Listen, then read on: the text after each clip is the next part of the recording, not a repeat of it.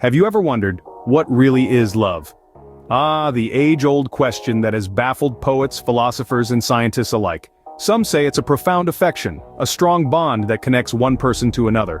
Others believe it's a chemical reaction, an intoxicating cocktail of dopamine, oxytocin, and serotonin coursing through our veins. And let's not forget the romantics among us, who swear it's a cosmic force, a destiny written in the stars. Throughout history, love's definition has shape-shifted, reflecting the era's cultural, social, and scientific understanding. From Plato's philosophical musings to Shakespeare's star-crossed lovers, to today's neuroscientists scanning brains for answers, love remains a captivating enigma. So, is it an emotion, an instinct, a decision, or a little bit of everything? And why does it make us do the crazy things we do? Intriguing, isn't it? Now let's dive into the science behind this complex emotion. Love, as it turns out, isn't just a poetic notion. It's a complex interplay of hormones, brain activity, and human nature. It's as scientific as it is emotional, and today, we're delving into the fascinating science behind love. Let's talk about hormones. You might associate them with those adolescent years, but they're key players in the game of love too. Three hormones in particular take center stage: oxytocin, dopamine, and serotonin. Oxytocin, often dubbed the love hormone, plays a crucial role in bonding. Whether it's a mother bonding with her newborn or two partners falling in love, oxytocin is the star of the show. It's released during physical touch, like hugging or holding hands, creating feelings of attachment and intimacy. It's not just about romantic love either. Oxytocin also strengthens friendships and familial bonds. Next up, dopamine. If love had a marketing department, dopamine would be its poster child. It's responsible for that giddy, euphoric feeling you get when you're falling in love. When you see your significant other, your brain releases dopamine, giving you a natural high. It's also why love can feel addictive. Your brain craves that dopamine rush, just like it might crave chocolate or a good Netflix binge. And then there's serotonin. This chemical is a bit of a love paradox. When you're smitten, serotonin levels actually drop, similar to what happens in individuals with obsessive-compulsive disorder. This might explain why love can feel obsessive, why you can't get that special someone out of your head. Your brain is literally acting like it's in a state of obsession. But it's not just about hormones. Brain activity also plays a significant role in love. When you're in love, certain areas of your brain light up like a Christmas tree. The ventral tegmental area, which is part of the brain's reward circuit, is one such area. It's activated when you're feeling love, making you perceive your partner as a valuable reward worth pursuing. Another area is the caudate nucleus, which is associated with reward detection and expectation. It's why love can feel so rewarding and why the expectation of seeing your loved one can make your heart race. Interestingly, the parts of the brain associated with decision-making and judgment, like the frontal cortex, are less active when you're in love. It's as if love puts these areas into sleep mode. This might explain why people in love often overlook their partner's flaws or make decisions they might later regret. So, love isn't just about the heart, it's about the brain too. It's a fascinating dance of chemicals and brain activity, of reward and obsession, of bonding and attachment. It's a testament to the complexity of human emotions and the intricate ways our bodies and minds work together to create this thing we call love. Love, according to science, has three stages: lust, attraction, and attachment. Let's begin with lust, the first act in this three-part play. This stage is all about the physical. It's characterized by a strong desire for sexual gratification, driven by sex hormones, testosterone and estrogen in both men and women. These hormones can make our hearts race and our palms sweat when we see someone we are physically attracted to. Lust is like the spark that ignites the fire of love. Moving on, we encounter the second stage, attraction. This is where the heart flutters and stomach butterflies make their grand entrance. Attraction is fueled by a cocktail of chemicals in your brain, including dopamine, norepinephrine, and serotonin. Dopamine is the feel-good neurotransmitter that makes us feel elated and energetic. Norepinephrine, also known as noradrenaline, causes the racing heart and excitement, while decreased levels of serotonin can lead to obsessive thoughts and daydreams about your new love interest. Attraction is the roaring fire that keeps us warm and mesmerized. Finally, we reach the third stage, attachment. This is where love deepens and becomes less about racing hearts and more about a sense of peace and security. Two crucial hormones play a role here: oxytocin and vasopressin. Oxytocin, often referred to as the love hormone, is released during cuddling and sexual intimacy, strengthening the bond between partners.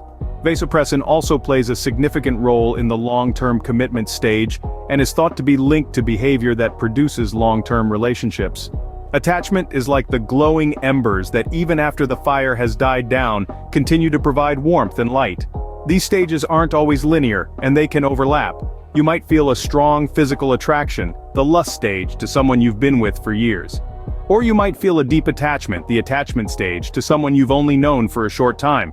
Each stage of love serves a purpose in the grand scheme of human connection. From the initial spark of lust to the deep bond of attachment, each stage plays a crucial role in the incredible complex phenomenon we call love. But why do we experience love in the first place? Let's take a look at evolution. Now, if we want to understand love, we can't ignore our ancestors. Evolution, that grand and intricate process that's been shaping life on Earth for billions of years, has played a major role in the way we feel and express love. Just think about it. Love, in its many forms, has some serious evolutionary advantages. One of the most significant of these is pair bonding, a behavior that is observed in many species, not just humans. Pair bonding, or forming a socially monogamous relationship, allows for shared responsibility. This can be in the form of hunting for food, protecting each other from predators, or raising offspring together. So, in essence, love helps ensure our survival. Speaking of offspring, let's delve a bit into parental care. In many species, the bond between parent and child is a potent example of love in action. This bond encourages the parent to care for, protect, and teach their young, increasing their chances of survival into adulthood. It's not just about survival, though. This bond also ensures the passing on of skills and knowledge, aiding in the success of future generations. Now let's bring it all back to us, to humans. We've taken these evolutionary foundations and built upon them to create the complex, multifaceted concept of love that we know today. From the romantic passion that draws couples together, to the deep familial bonds that tie us to our kin, to the platonic love we feel for our friends, all these forms of love have been shaped in part by our evolutionary past. So the next time you feel that warm, fuzzy feeling inside, remember it's not just about romance or sentiment. It's a testament to millions of years of evolution, working subtly in the background to ensure our survival and success as a species.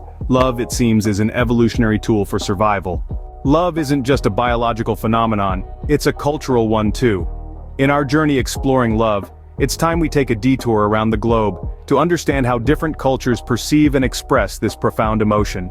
Let's start with the Greeks, who had 4 distinct words for love: agape, for divine, selfless love; storge, for family love; philia, for deep friendship; and eros, for passionate love.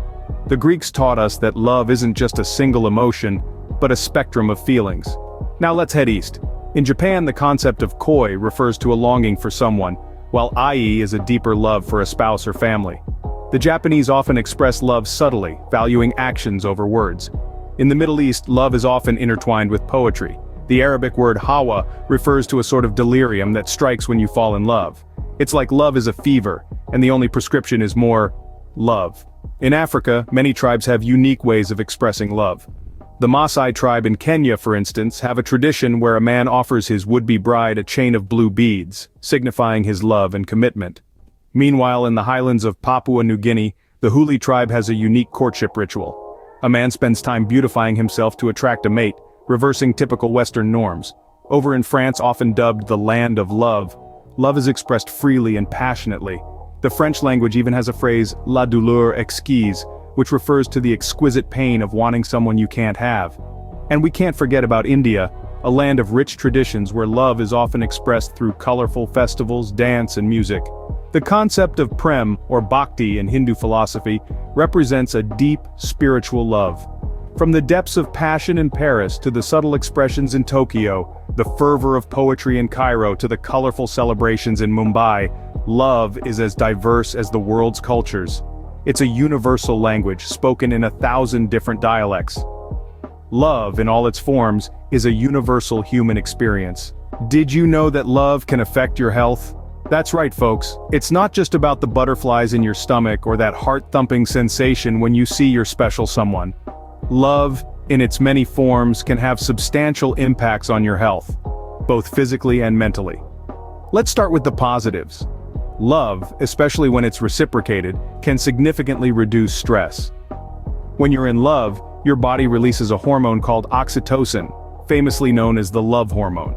This hormone acts as a natural stress reliever, lowering your blood pressure and reducing anxiety. So, next time you're feeling stressed, maybe all you need is a little bit of love. Now, not only does love make you feel all warm and fuzzy, but it can also improve your mental health. Studies have shown that people in loving relationships report higher levels of happiness and lower levels of depression. Love provides a sense of companionship and emotional support, which can be crucial for mental well-being. But the benefits of love don't stop there. Believe it or not, love can actually help you live longer.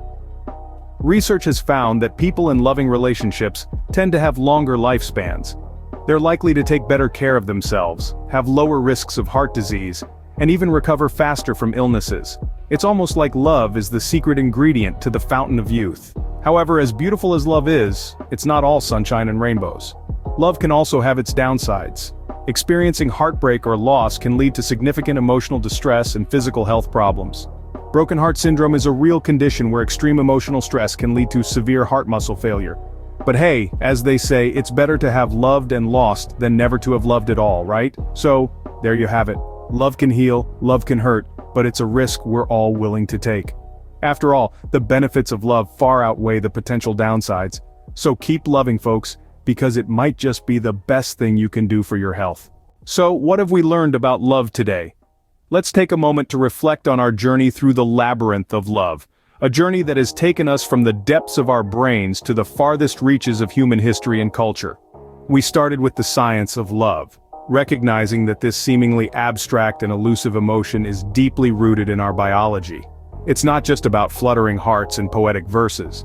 It's about chemicals and neurons, about the brain's reward system, and about survival. Dopamine, oxytocin, serotonin, these are the unsung heroes of our love stories, working behind the scenes to make us feel good, to make us crave connection, and to make us stick around for the long haul. Then, we explored the 3 stages of love: lust, attraction, and attachment. Each stage plays a vital role, with lust driving us to seek partners, attraction making us choose a specific person, and attachment allowing us to maintain long-term relationships. It's like a well-choreographed dance, each step leading seamlessly to the next, each stage setting the foundation for what's to come. We delved into the role of evolution in love, acknowledging that love is not merely a product of modern society but a fundamental part of our survival as a species. Love encouraged our ancestors to form partnerships and communities, to care for their offspring, and to pass on their genes. It's not just about romance, it's about survival of the fittest. Our journey then took us around the world as we explored how love is perceived and expressed in different cultures. We saw that love is universal, yet diverse. It's a common thread that binds humanity, yet it's colored by the unique hues of our cultures, traditions, and personal experiences. Finally, we looked at the impact of love on our health. Love, it turns out, is a potent medicine. It can boost our immune system, reduce stress, improve our mental health, and even extend our lifespan. It's not just a feel-good emotion, it's a life-enhancing, health-boosting phenomenon. In all these discussions, we've seen that love is complex and multifaceted. It's not just a feeling but a profound mixture of biology, culture, and personal experience. It's not something to be taken lightly but to be appreciated, nurtured, and respected. As we wrap up, let's remind ourselves of the beauty and power of love. Let's remember to cherish it in all its forms. The romantic love for a partner, the familial love for a parent or child, the platonic love for a friend, the compassionate love for a stranger, the passionate love for a pursuit. Love, in all its manifestations, enriches our lives, connects us to others, and makes us truly human. Remember, love is not just a feeling, it's a profound mixture of biology, culture, and personal experience.